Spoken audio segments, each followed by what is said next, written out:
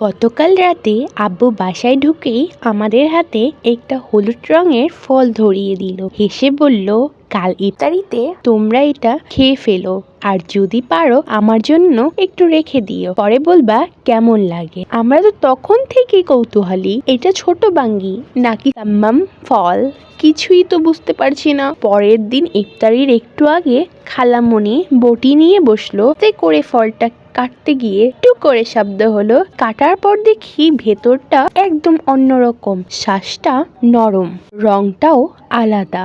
আমরা একে অপরের দিকে তাকিয়ে বললাম, এইটা আসলে কোন ফল? কিন্তু স্বাদ মুখে দিতেই সব প্রশ্ন শেষ।